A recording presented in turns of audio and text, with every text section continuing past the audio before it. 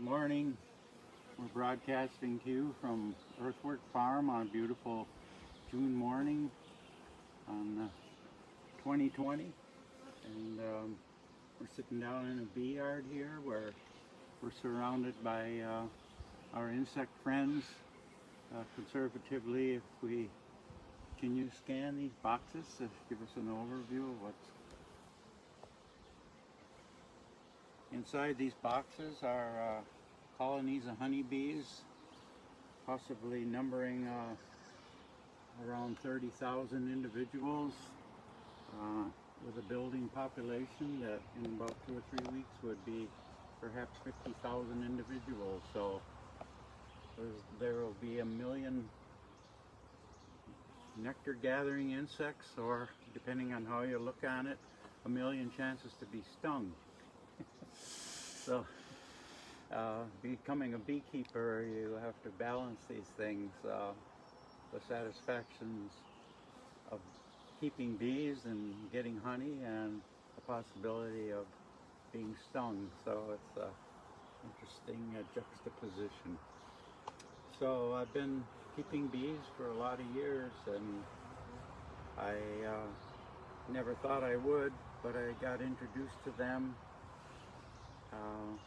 over 40 years ago, and I became very interested in their lifestyle because I am a biologist by training and inclination, and some of the greatest books written have been written about bees. In fact, there's more books written about bees than any other creature. So I happened to pick up a book written by a philosophy professor from out east by the name of Richard Taylor. Back in 1970, he published this book called The Joys of Beekeeping, and I thought it would be nice to read some of his writings, which for me were greatly inspiring, and perhaps you will find something of value in his words too. Bob, just so you know, May Beal, Jeff Wagner, and Kylan are all saying hello, and it's so nice to see you, and good morning. Oh, well, thank you. So, Richard's little book, The Joys of Beekeeping, he writes, "My book is a rejoicing, and I have no other objective in writing it. It is not primarily meant to be instructive, except indirectly with respect to the most elusive of goals, the achievement of happiness. I can write of this because I have tasted it, or indeed because I have been expressing it in countless ways most of my life.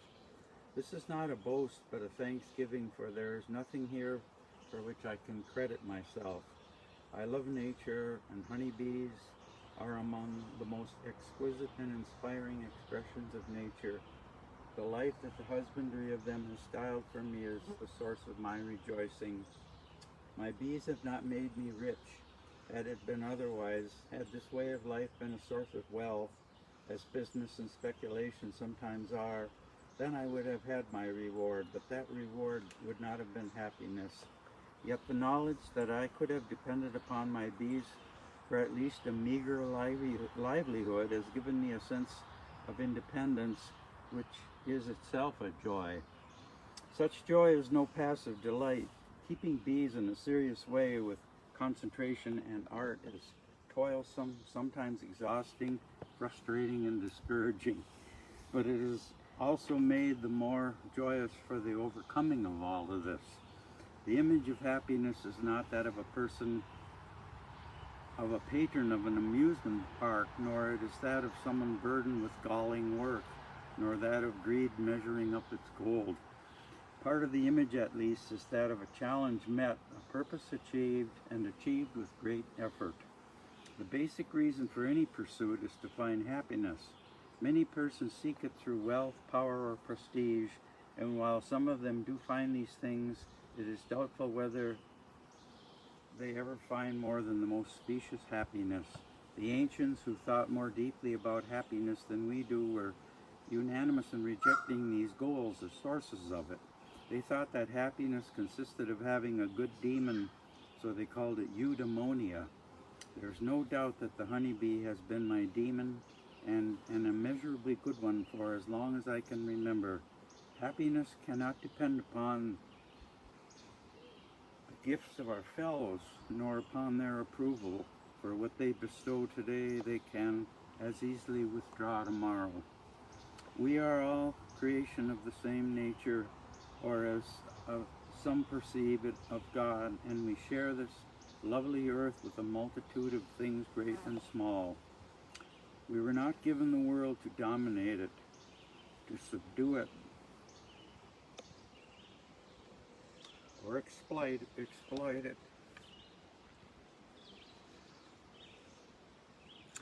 as though it were a kind of warehouse placed at our disposal and for our exclusive benefit.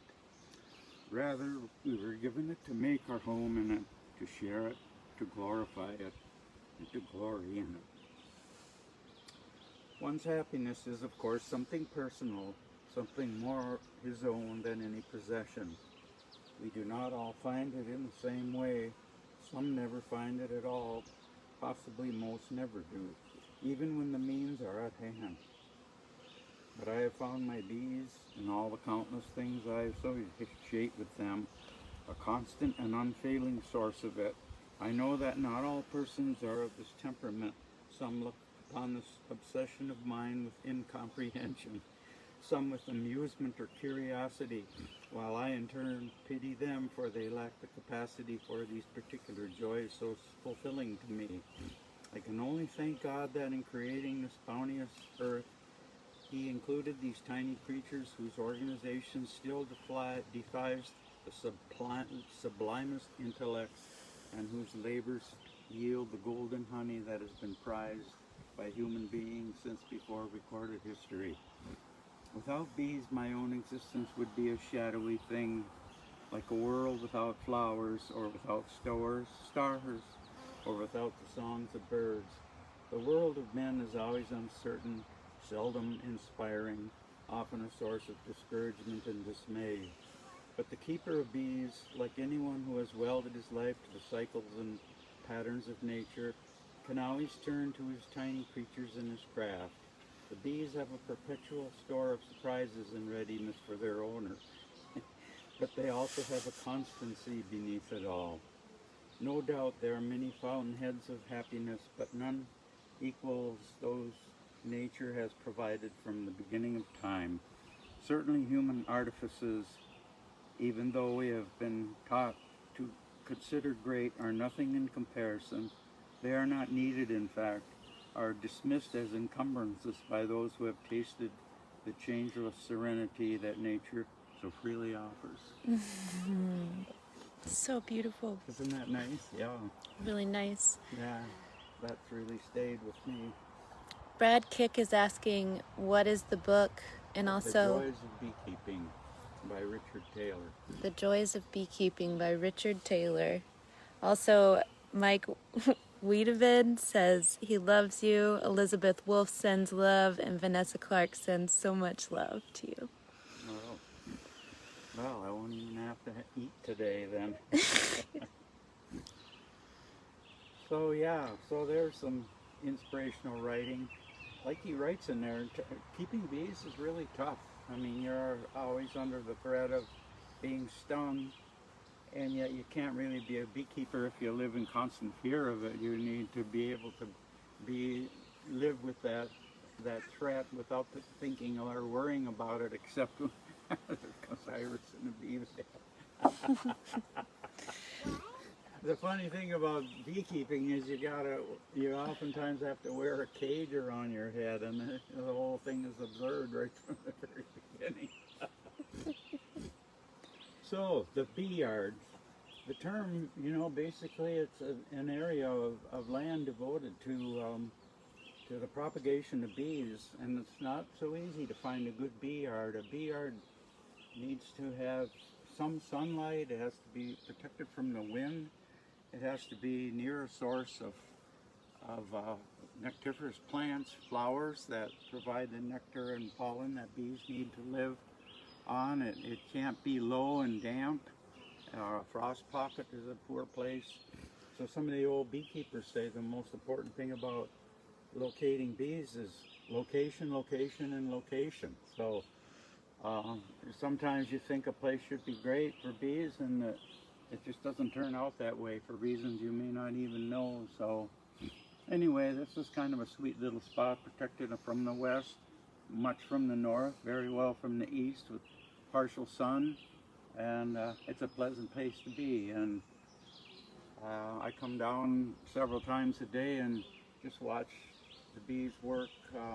There's something really calming about and assuring about how assiduously they go about their work. They and they're constantly alert to what they should do next. So they are not lazy. In fact, they're incredibly what's the word I want? Ambitious little creatures. So something about the nature of a bee, they're a colonial organism, and so they function as a unit of individuals, and they seem to have a consciousness that pervades. They all seem to understand what they're doing. They used to say that the queen, they used to call the queen the king, until after several hundred years someone noticed that the king was laying eggs. So they had to change the perception of it quite a bit. And just to mention, queen bees are, they don't really rule over the hive, only in the sense that they are the procreative function of the hive. A queen, there's only one egg-laying insect in the hive, and she lays her own weight in eggs every day during the peak of the spring buildup, when the bees are trying to get their numbers up really high. So even though she is of tremendous importance to the colony, and she will often be found by finding a retinue of worker bees around her that are feeding her and taking care of her,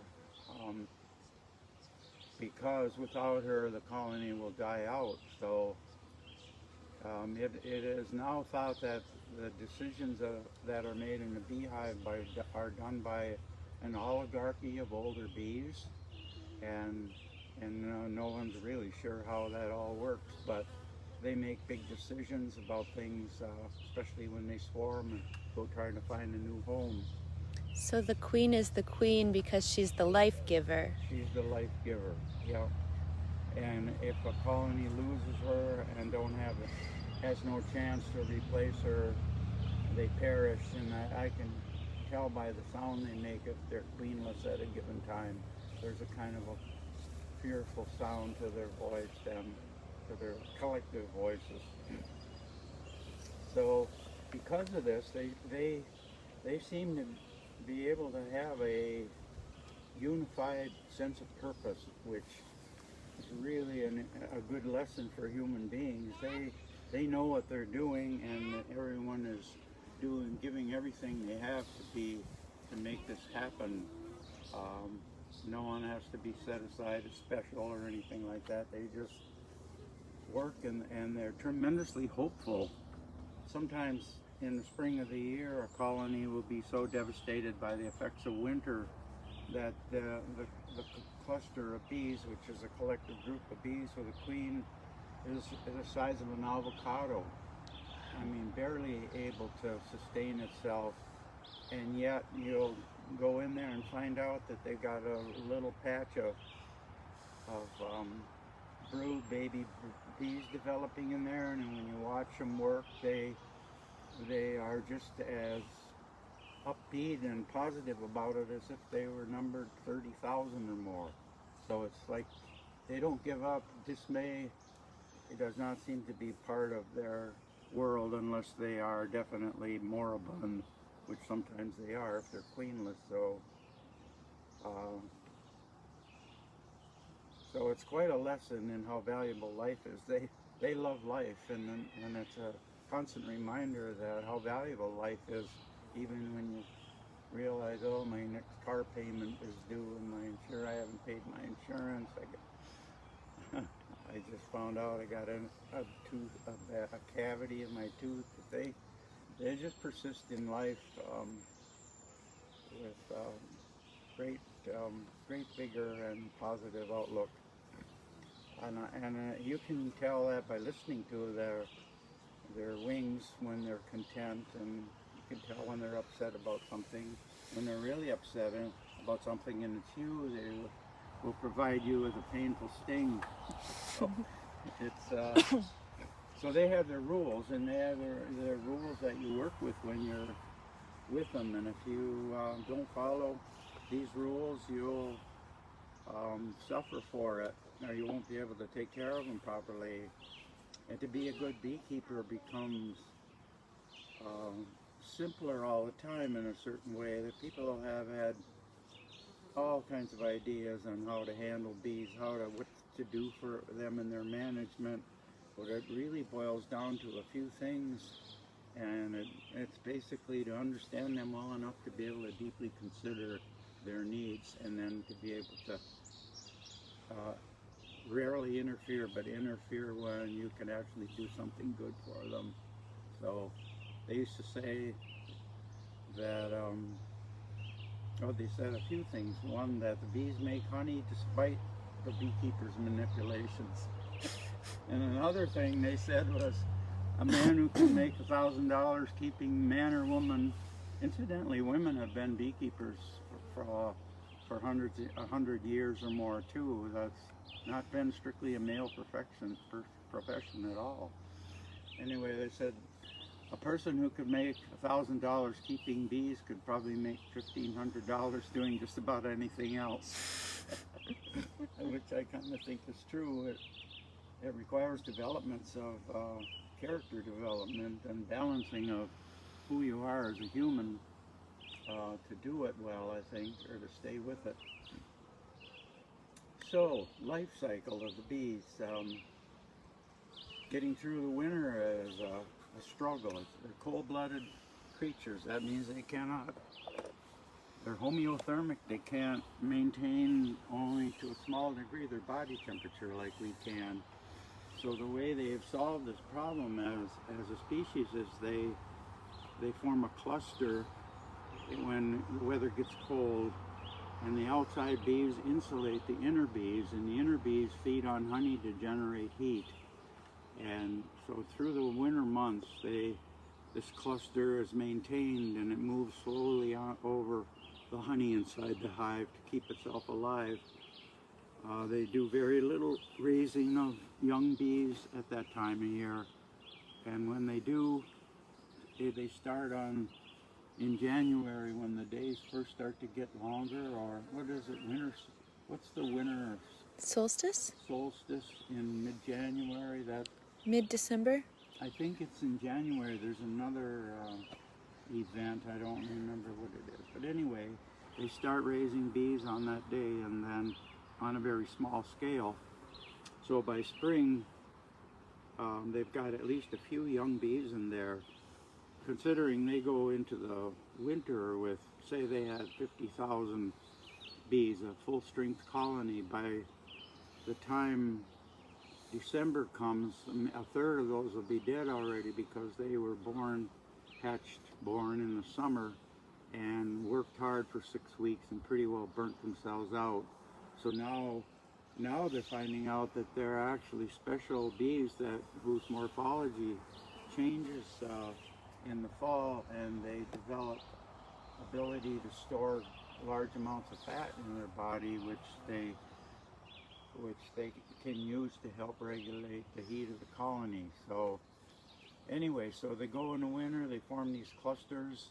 Even when it's 10 below zero, there are insects in there maintaining heat inside there enough to stay alive, and the bees trade places to the outside of the cluster, except I think when bees get real old, they go to the outside and they just die out there. And I found myself that they are able to hook all their legs together and create a net effect over the whole cluster. And so say it got to 10 below for a week or two and the cluster couldn't move, the dead bees with their legs entwined together form like a fish net that supports the colony. I'll tell more about that at some other time. Frank Youngman is asking if you could turn up the volume a little bit, and also says this is so good. Oh, all right. Here's my volume. All right, I'll talk a little bit louder. Here, Frank, this is for you. So, now we're into wintertime, and this cluster is shrinking all the time, and the bees have stored in there honey and pollen, pollen being the sperm of plants, which is one of the most potent food sources there is in the world, and maybe the most potent, containing all elements of food, of all foods, and they gather it and store it, and they can store tremendous quantities of it in a very short time. So now they have pollen, they have honey, and the spring weather is coming. It's not so cold. When they start raising young bees inside, they have to maintain 95 degrees incubation temperature inside the cluster. So this is very difficult to do, and if the weather turns really cold and they had expanded their brood nest too large, they can't cover the brood. It gets chilled and it dies, and then they have to drag it out, and they've lost a tremendous amount of gain by that. So having a strain of bees with a genetic behavioral tendency to know when to make the big moves and start raising young bees is a tremendous thing in beekeeping. Some kinds of bees will build tremendous bee populations due to their fecundity, but then when if they make their move too early, the whole colony could starve to death. And weather, especially in recent years now, it seems to be so back and forth. It's really hard, I think, for a lot of organisms to adapt to that. So this global climate shift is hard on other creatures a lot. So then, when the big day in the new year for bees is when they can fly freely enough to gather spring pollen.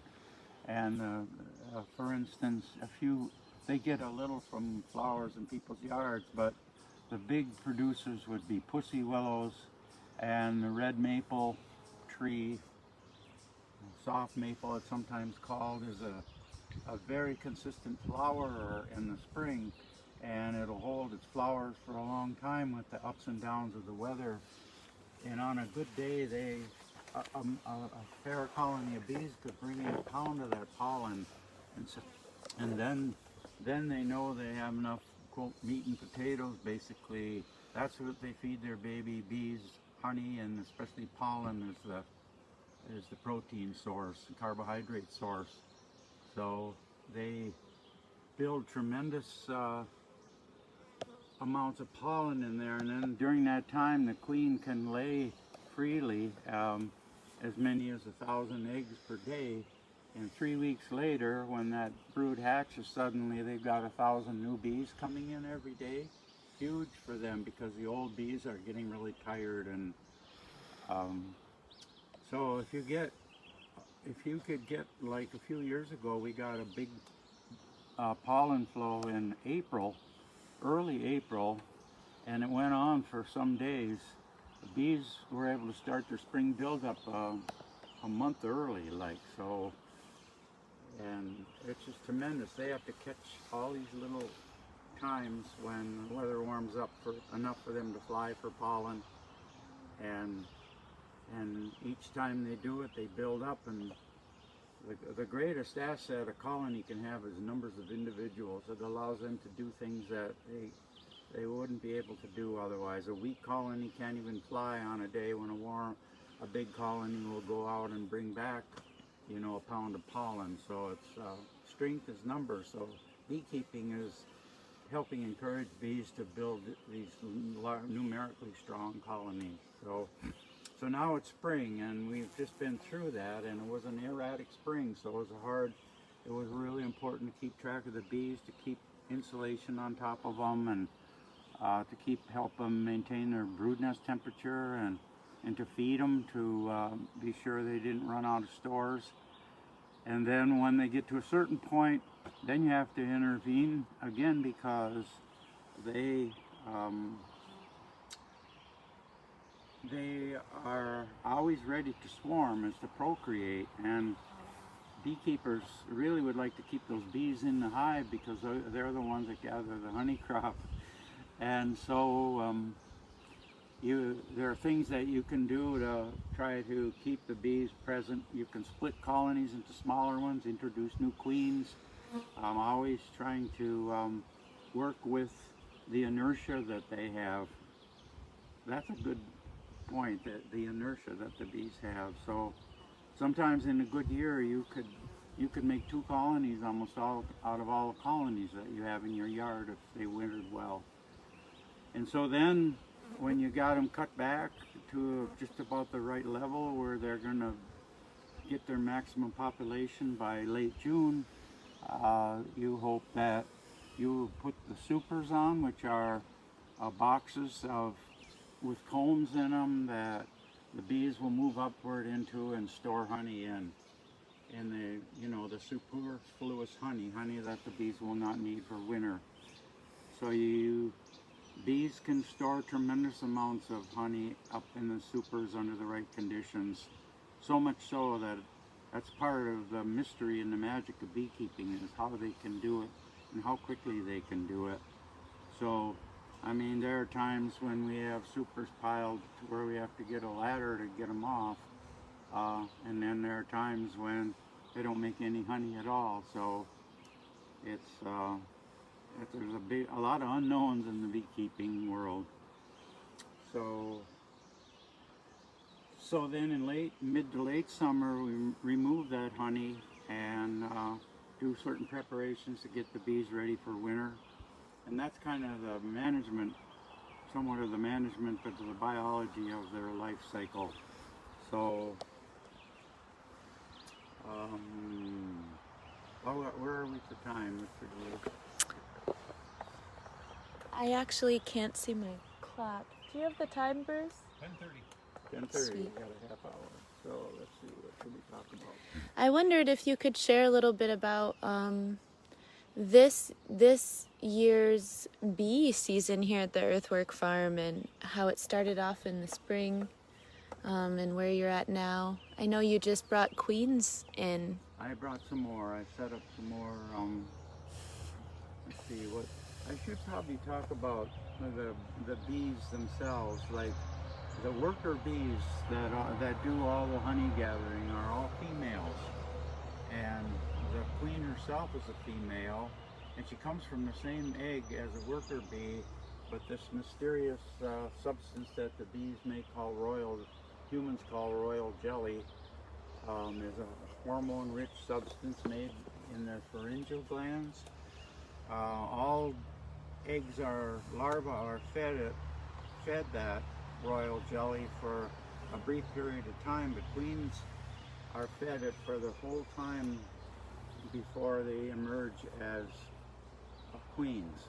So there's something in it that changes the whole morphology of the developing egg or larva. So it's a big mystery. So in the males, the drones, of which there are far fewer in a hive, but the bees really want them and it's very clear they want genetic diversity being built into their system. And so it's also really mysterious how the mating of drones with queens fly when they're ready to mate, virgin queens, to these apparent mating corridors miles away from the hive that they came from. And for some reason, bees for miles all around know where these are, and the drones from all these hives from everywhere congregate in these in an attempt to mate with the queen. And when they do, tears out their part of their abdomen and they die, so it must be quite rapturous. and only one in thousands gets to have it happen, and then they die, you know. So there are inclinations present in the natural world. So, so queen comes back, takes 2 or 3 mating flights, maybe mates with some different drones, and if the colony doesn't swarm, then she never comes out again, and she uses that reserve of sperm inside of her, and she can choose to lay a female egg or a male egg. So I don't know how she does that, but there's some kind of mechanism there. So, but most of what she lays are worker eggs. So, and like I said, she lays 1,000 a day during the peak spring buildup. So the drones are there, and they loaf around the hive, but at that time of year, the worker bees really value them highly. And but in the fall, when the first frost hits, they drive them out mercilessly. So they have their purpose, and when the purpose is done, they're done with them. So it seems kind of ruthless, but apparently it's working well because bees have been around for a long time. So that's a little of the biology of the bee. So, oh, okay, now let's go to the swarm. You hear about swarms, and maybe many people have seen them, a big cluster of bees hanging on a branch or a fence post or something. Bees reproduce collectively, and when they decide there's not enough room in their hive, or it's too hot, or there's just too many bees in there, or because of the nature of the breed of bees, some kinds of bees swarm no matter what. And the swarm is the reproductive effort of the colony collective. They make a decision to do it. They start raising replacement queens inside the hive, and apparently the word is out to the whole colony that we're going to be going out on the first good day that we get. And in a matter of 20 minutes, 25,000 bees will come out of the hive, and they'll locate on a branch or a post or the side of a table or anything that they see. And once the queen is there, they cluster there, and then they send out scouts, and maybe they already know where they're going to go. But it's a staging area basically to get everybody together to make the flight to the new location. They send out scouts, and these scouts go out to a tree, a hollow tree, or an attic, or a rock cave, or whatever, but mainly hollow trees. And the scouts go out, and they come back, and they dance on the outside of the cluster to tell the distance and the relative suitability of the new space. And then other scouts go there, and when they get a collective of bees saying this is the place we want to go because they checked out a bunch of places, then they decide they're going to go, and within 1 minute all these bees will be in the air hovering, and they take a compass bearing, and you can walk right behind them, and you think, well, I'll follow them there, but within 30 seconds they're traveling 25-30 miles an hour towards their new home. And so, and a swarm is interesting. It must be a rapturous experience for them because they get really gentle. You can almost take a handful of bees like this and hold them. They kind of fall like puppies and just totally defensive. Frank Youngman has a question on swarms. He says he has set out a swarm trap. Any ideas for success? Well, yeah. Bees don't like, I'd have it up in the air at first, I think. They don't really like to be on the ground. They'd rather be elevated. If you have it should have some combs in it. And if you do catch a swarm, if a swarm moves in, or you catch one and put it in there, the only way to make sure that they'll stay in there is to give them a frame of open brood, which may not be able to come up with one really quickly. But Because sometimes you hive a swarm and you can catch, so you can go and catch swarms. That's the other thing. You come and clip a branch that they're on. Sometimes they're very conveniently located. You can take a lopper and cut off the branch and then shake them onto a sheet with a hive right there, and they start going in, and once the queen goes in there, they just rush inside there. But that does not mean that they'll stay there. You can take them home and set them up, and in a day or so they're gone. But if you give them something they have to do, like take care of baby bees, they'll never leave. So if you have bees and you catch a swarm and you want to make sure they stay put, that's the best way to do it. So that's a little bit about, the swarm is an amazing magical thing, and it's very satisfying to catch them. It's a big adventure, like a big hunting, fishing adventure, and it looks like you might get stung to death, and you can get stung sometimes. The greatest danger is beekeepers trying to get them out of trees and falling and getting killed or breaking their back or something. So You're more likely to fall out of a tree than then get you stung are by a stung to swarm. death, yeah. How are we doing for time now? 22 before 10. All right. So. And we'll end at 10:55, so we've got about 15 minutes. So we have 15 minutes. So, tools of the trade. Boxes. Bees would prefer to live in a hollow tree if they could. And they don't like to be on the ground, but because they tend to be adaptable to circumstance, you can get them to do things they wouldn't normally do. And it's kind of hard to get a tree that's just right. A big hollow tree is very desirable, with small entrances that other creatures can't get into. So beekeeping used to be kept, I wonder if they can hear now from this distance, yeah. Bees used to be kept in straw skeps that could be easily woven out of wheat straw or rye straw. And every year the bees would have to be killed, not all of them, but in order for the honey to be harvested, because the combs were elaborately contoured and tied together, and there was no way to get the honey out without squeezing or wrecking the comb. Well, in the mid-1800s, a gentleman beekeeper, a minister of a church,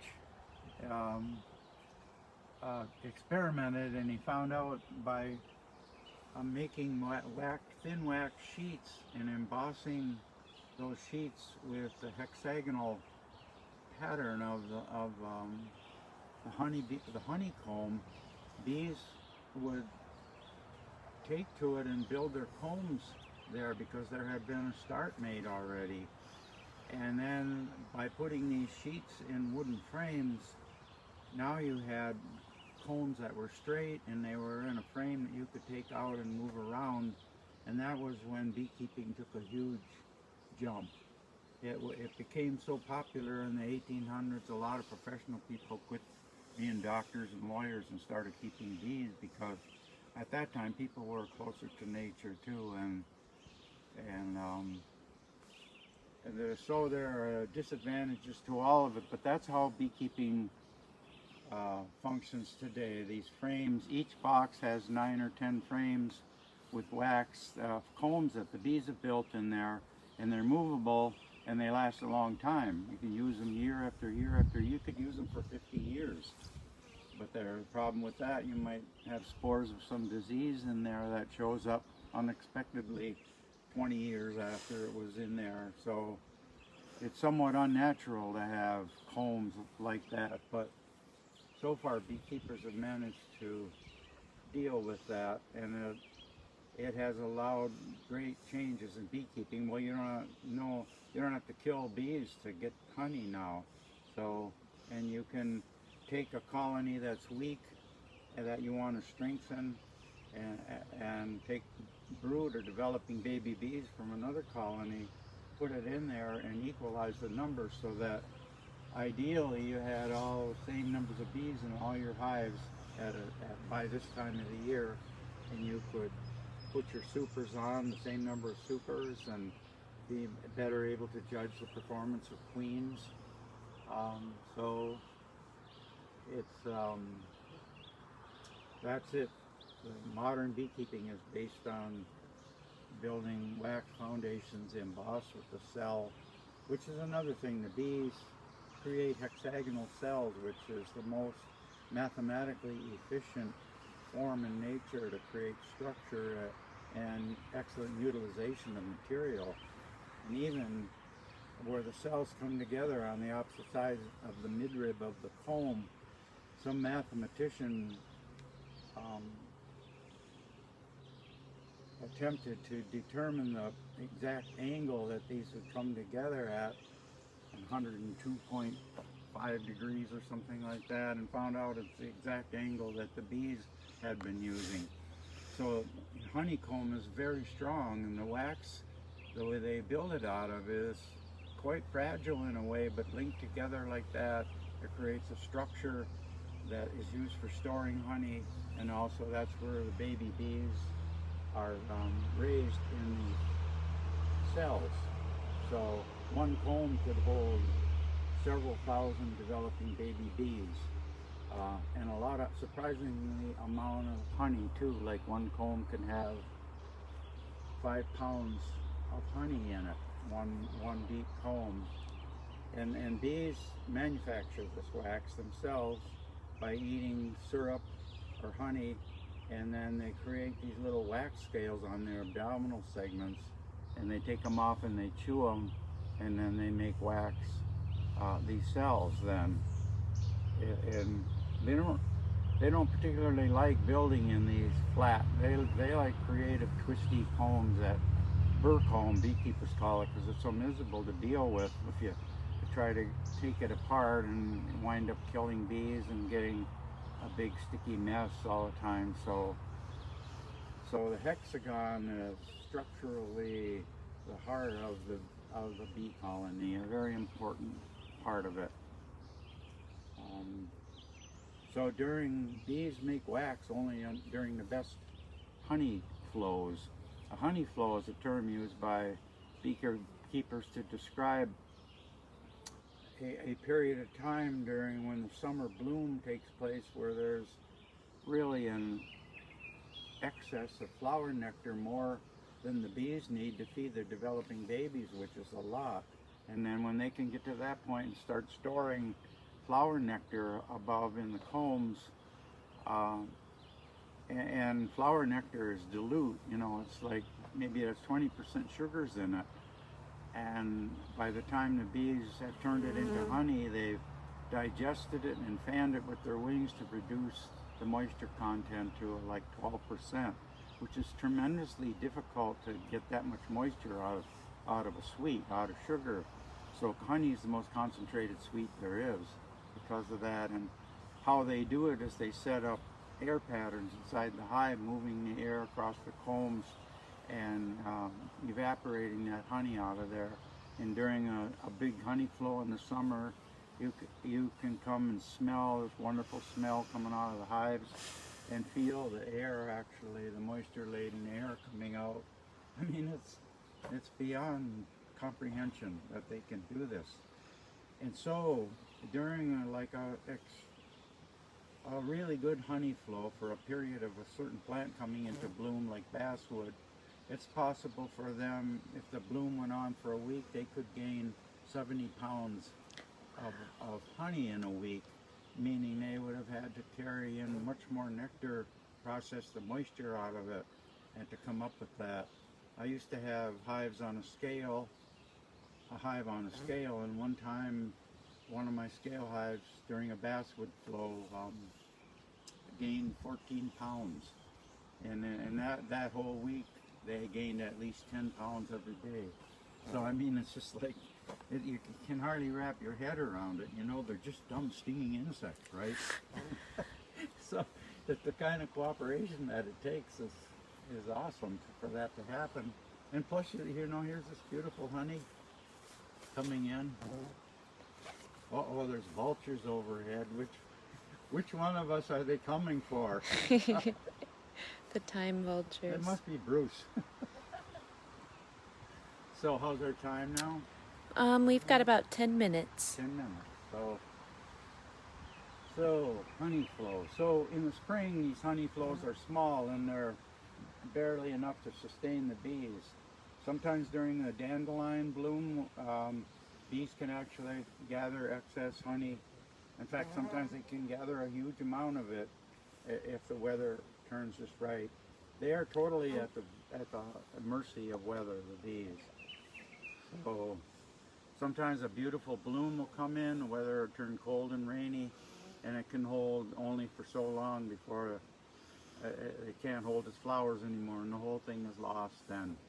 The bees are constantly watching now, and I've noticed that as soon as it was warm enough for them to get red maple pollen, one started carrying it in. Within 10 minutes, almost all of them had found it and were carrying it back in.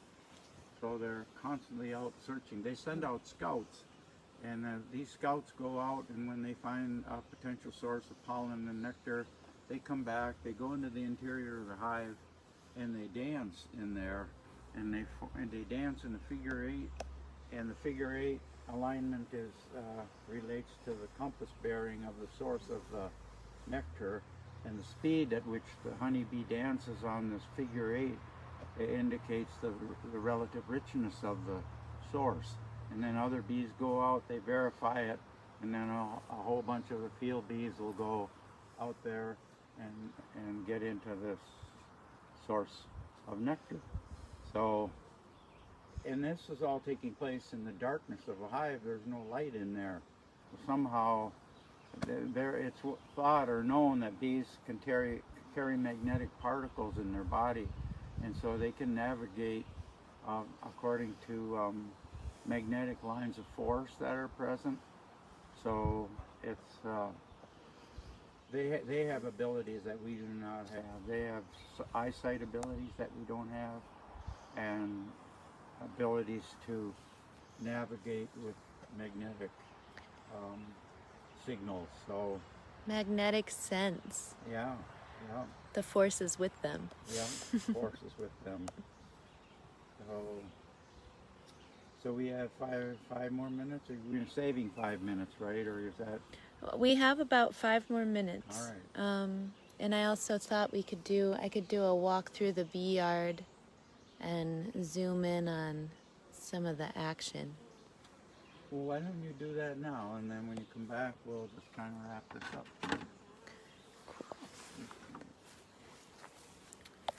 While we're zooming in on this beautiful Saturday morning bee activity here in the bee yard at the Earthwork Farm, we want to give a big gratitude shout out to the Skill Swap visionaries, to May Beal, whose idea it was to have BTV, and it feels like it's already just been a great success, and we're looking forward to 6 more weeks of this. Service here. Big shout out to Brad and Amanda Kick, the founders of Crosshatch Center for Art and Ecology, and Skill Swap. I think I'm just gonna here. Okay. And for holding the Skill Swap container the last few years. Big shout out to Seth and our friends at the Human Nature School. I know that they're also putting out some online content, so keep an eye on the Human Nature School. And a big shout out to everybody that's helped us make this shift from having Skill Swap be in person here at the farm to having it be on this online platform. Shout out to Chris Good. Shout out to Brad. Shout out to May Beal. Shout out to Festi for being the sweet organizational container that holds it all. The Earthwork Harvest Gathering team and Facebook page. We love you guys. So we got about 5 minutes left here, Bob. Yeah. So let's see. Well, next week we'll talk about equipment. Maybe we'll get into a hive, and maybe we can find a queen and see what it looks like in there. One thing about beekeeping is, I mean, there's a lot of reasons not to do it, like getting stung. I mean, when you talk about bees, most people will think, oh, stings. And then the knowledge about them ends there. And in order to become in relationship with bees, you have to get through the possibility of getting stung, and sometimes it hurts a lot, and sometimes you swell up, but to overcome that and then get to know them on a personal level, it's fine. It's like knowing this person that was always so crabby, and you didn't really want to spend time with them, and then finally you did, and you found out that their nature was really sweet, and they were just protecting their sweet nature by being crabby, finding out that their soul was really quite gentle. And that's the thing with bees. They're you know, if they're allowed to do what they want and they're not afraid of being destroyed, their nature is so gentle and cooperative, beyond what we can't comprehend it yet. You know, it's just mysterious. And so I like beekeeping because it constantly reminds me to value being part of the natural system and to see how hard creatures work and work together in order to just live, you know, not to get a new sports car or a water skiing boat, or to be up on stage and be famous, just to live, like this living force that is manifested so beautifully in calling the bees. And I know what I want to mention too is, you can't smell it, but the smells down in the bee yard are wonderfully intoxicating. Flowers being, nectar being concentrated in there, and the smell of propolis, which I did not mention, which is a sticky substance that bees gather from tree buds. That is a natural antibiotic, and they seal their hive with it. And it's wonderful for easing a toothache, and supposedly really good for digestive issues. And so I've used it a lot with a tooth that's hurting me. But anyway, pro comes from the Greek word polis, which means city, and propolis, for the city. Basically, it helps them seal and keep the interior of their hive relatively free of organisms that would harm them. So. Jen Bernard gives a thumbs up. Elizabeth Wolf says, cooperation and co-regulation for the win. Bees for collective liberation. Sounds like we could learn a lot from the bees right now.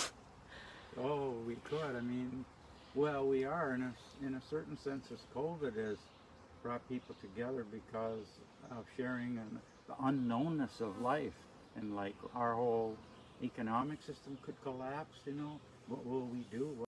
All the things a lot of the things that drive this great big economic engine might falter, but we could perhaps create something much better out of all of it. And so, well, we're gonna keep tuning into the bees. Everybody is so grateful for this offering of your heart and your passion, Bob. And is there anything that you want to say as we are signing off today? Anything else you want to add to all of our good friends out there tuning in? well, value life, I guess, and keep reminding yourself how valuable life is, and tune into your inner sensibilities.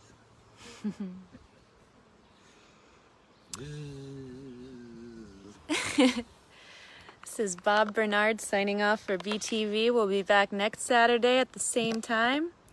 And this is Chelsea Coy. We are sending you so much love from the Earthwork Farm Bee Yard and beyond. And we're so happy to connect.